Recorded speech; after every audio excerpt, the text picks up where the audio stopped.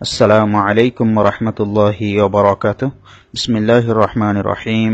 الحمد لله رب العالمين، والصلاة والسلام على نبينا محمد وعلى آله وأصحابه أجمعين. أما بعد، ربي زدني علما، ربي يسر ولا تعسر وتمم بالخير. ওহির পথ তালিমুল কোরআন গ্রুপের সম্মানিত শিক্ষার্থী ভাইয়েরা, আজকে আমাদের তালিমুল কোরআনের ক্লাস নং হচ্ছে 23 নং ক্লাস। 23 নং ক্লাসে সূরা থাকছে সূরাতুল ফিল। সূরাতুল ফিলি মাক্কিয়াহ। এই সূরার মধ্যে আয়াত রয়েছে 5টি আয়াত। তো এই সূরাটির নাম হচ্ছে সূরাতুল ফিল। ফিল অর্থ হাতি। তো হাতি এই সূরাটির নাম যে রাখা হয়েছে, এই হাতি হচ্ছে একটি ঐতিহাসিক ঘটনাকে কেন্দ্র করে এই সূরাটি আসলে অবতরণ হয়েছে, অর্থাৎ আল্লাহ সুবহানাহু ওয়া তাআলা একটি ঐতিহাসিক ঘটনা বলতে চাচ্ছেন এই সূরাটার মধ্যে। এই সূরাটির মধ্যে আল্লাহ সুবহানাহু ওয়া তাআলা একটি ঘটনা বলতে চাচ্ছেন, সেটা হচ্ছে ঘটনাটি হচ্ছে এই যে পবিত্র কাবা গৃহ রয়েছে, অর্থাৎ বাইতুল্লাহ, আল্লাহ সুবহানাহু ওয়া তাআলার যে ঘর রয়েছে, এই ঘরকে নির্মাণ করেছিলেন হযরত ইব্রাহিম আলাইহিস সালাম।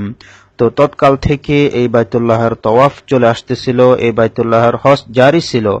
এমনকি রাসূল সাল্লাল্লাহু আলাইহি ওয়াসাল্লাম যে বছর জন্মগ্রহণ করেন, তো সে বছরও এই আল্লাহ সুবহানাহু ওয়া তাআলা যে ঘর ছিল, তখনও পর্যন্ত এই তাওয়াফ জারি ছিল এবং এটা তত্ত্বাবধান করত, অর্থাৎ এটা দেখাশোনা ছিল কুরাইশরা। তো কুরাইশরা তৎকালীন যারা হাজিরা ছিল, অর্থাৎ যারা হজ করতে আসতো বিভিন্ন জায়গা থেকে, মক্কার বিভিন্ন জায়গা থেকে, বাইরের দেশ থেকে, তাদেরকে তারা পানি পান করাতো। তো তাদের একটা সম্মান ছিল কুরাইশদের, যে তারা বাইতুল্লাহের আল্লাহ সুবহানাহু ওয়া তাআলার ঘরের যে রক্ষক ছিল, আল্লাহ সুবহানাহু ওয়া তাআলার ঘরের যে দেখাশোনা করত, তাদের বিরাট একটি সম্মান ছিল এবং মানুষ তাদেরকে বিভিন্ন হাদিয়া উপঢৌকন দিয়ে যেত হজ করতে এসে। এতে করে তাদের অর্থ সম্পদ বৃদ্ধি পেল তাদের সম্মানের সাথে সাথে। তো এই যে আল্লাহ সুবহানাহু ওয়া তাআলার ঘরকে দেখাশোনা করার পরিপ্রেক্ষিতে তারা যে একটা সম্মান পেয়েছিল, তো এটা বাদশা অর্থাৎ গভর্নর আব্রাহা ছিল ইয়েমেনের গভর্নর। ইয়েমেনের গভর্নর, তার উপরে ছিল বাদশা নাজাশী, যিনি হাবশ এলাকার, অর্থাৎ বর্তমান যেটা ইথিওপিয়া। তো আব্রাহার উপরে ছিল, অর্থাৎ বাদশা নাজাশীর অধীনে ছিল বাদশা আব্রাহা। তো বাদশা আব্রাহা তৎকালীন ইয়েমেনের গভর্নর ছিল। তো কুরাইশদের এই অধিপতি দেখে তার হিংসা হলো, অর্থাৎ মানুষ যে পবিত্র কাবা গৃহে হজ করতে আসে, কাবা গৃহে মানুষ যে তাওয়াফ করতে আসে, সে সেটা সহ্য করতে পারল না। সে আল্লাহ সুবহানাহু ওয়া তাআলার এই ঘরের পরিবর্তে সে বলছে অনেক বড় একটি ঘর নির্মাণ করলো। সে ঘোষণা করলো, বড় ঘরটা নির্মাণ করার পরে ঘরটার নাম দিল কুলাইস বা কুল্লাস, যে কোনো একটি নাম দিল এই ঘরটার নাম দিয়ে সে চারিদিকে প্রচার করলো যে মানুষরা আমার ঘরে তাওয়াফ করতে আসবে, আমার ঘরে হজ করতে আসবে। তো এতে করে মক্কার যে আরবরা ছিল, তারা ভীষণভাবে তারা রাগান্বিত হলো, অর্থাৎ তারা খুবই অসন্তুষ্ট হলো এবং সেটার প্রতিবাদ করতে গেল, কিন্তু কিছুতেই সে আব্রাহার সাথে প্রতিবাদে পেরে উঠল না। তো এক সময় আব্রাহা সিদ্ধান্ত নিল যে এই পবিত্র মক্কাকে, অর্থাৎ আল্লাহ সুবহানাহু ওয়া তাআলার এই পবিত্র ঘরকে সে আব্রাহা ধ্বংস করবে। তো সেটারও একটি কারণ ছিল, সেটা হচ্ছিল আব্রাহা যে ঘরটা নির্মাণ করেছিল, যেটার নাম কুল্লাস বা কুলাইস বলা হচ্ছে, তো সেখানে একজন কুরাইশের কিছু লোক গিয়ে রাতের বেলায় সেখানে কিছু টয়লেট করে আসে, অর্থাৎ সে জায়গাটা ময়লা করে আসে, টয়লেট করে আসে। তো এটার উপর ক্ষুব্ধ হয়ে আব্রাহা সিদ্ধান্ত নিল যে সে আল্লাহ সুবহানাহু ওয়া তাআলার এই ঘরকে ধ্বংস করে দিবে। অর্থাৎ কুরাইশদের কয়েকজন ছেলে রাতের বেলা গিয়ে যখন তাদের এই ঘরটাকে ময়লাময় করে আসলো, তখন সে সিদ্ধান্ত নিল আল্লাহ সুবহানাহু ওয়া তাআলার এই ঘরকে সে ধ্বংস করে দিবে। এর পরিপ্রেক্ষিতে সে হস্তি বাহিনী নিয়ে অগ্রসর হলো।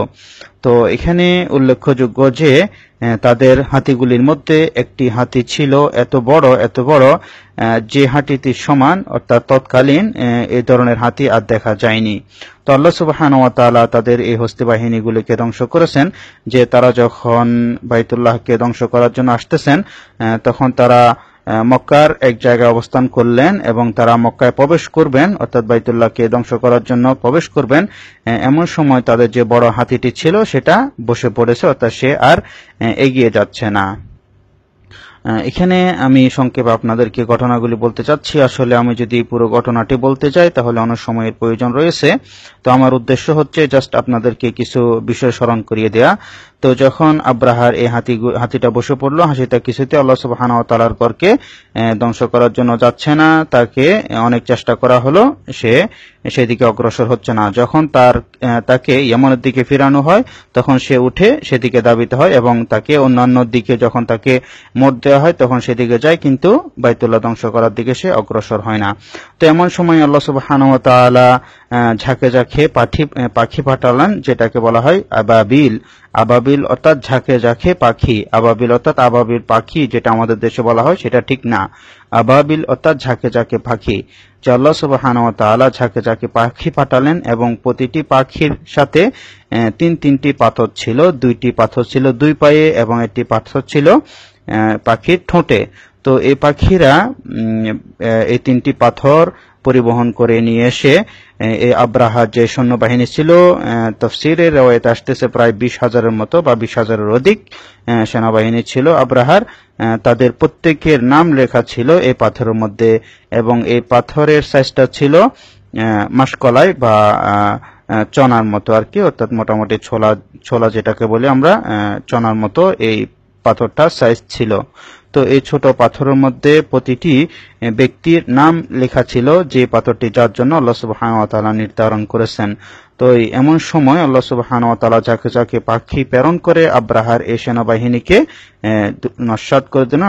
আল্লাহ সুবহানাহু ওয়া তাআলা আব্রাহার যে পরিকল্পনা ছিল আল্লাহ সুবহানাহু ওয়া তাআলার ঘরকে ধ্বংস করার, আল্লাহ সুবহানাহু ওয়া তাআলা নিজেই আব্রাহার সেই পরিকল্পনাকে ধূলিসাৎ করে দিলেন এবং আব্রাহা নিজেও ধ্বংস হলেন এই পাখির যে পাথর ছিল পাথরের নিক্ষেপের ফলে।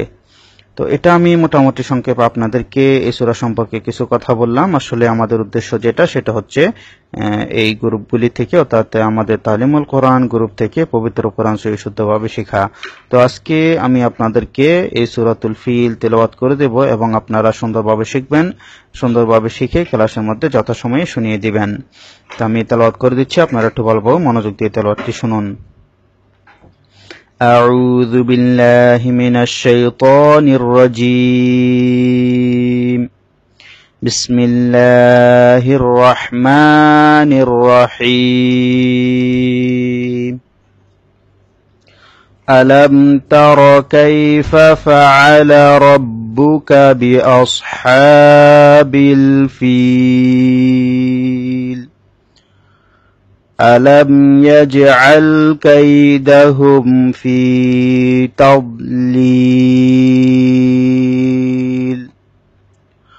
وأرسل عليهم طيرا أبابيل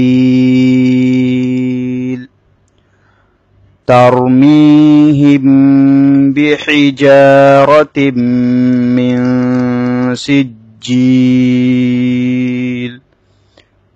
فجعلهم كعصف مأكول। এখন আমি এই সূরার মধ্যে যে তাজউইদগুলি রয়েছে আমি এই তাজউইদগুলি আপনাদেরকে স্মরণ করিয়ে দিচ্ছি। আলাম তারা, আলাম এখানে স্বাভাবিক উচ্চারণ হবে, তারা রর মধ্যে জবর, র মোটা করে পড়তে হবে। কাইফা ফাআলা এখানে স্বাভাবিক উচ্চারণ, রব্বুকা এখানে র মোটা করে পড়তে হবে, বিআসসাদ মোটা করে পড়তে হবে, সাদ যেহেতু মোটা হরফ, হার মধ্যে খাড়া জবর, মধ্যে তবেই একালিফ টানতে হবে। বিল ফিল, ফিল জেরের বাম পাশে সাকিন মধ্যে তবেই এর পরে ওয়াকফ করলে মধ্যে আরজি বলা হয় এবং একালিফের পরিবর্তে তিন আলিফ টানতে হয়। আলাম তারা কাইফা ফাআলা রাব্বুকা বিআসহাবিল ফিল ألم يجعل كيدهم في تضليل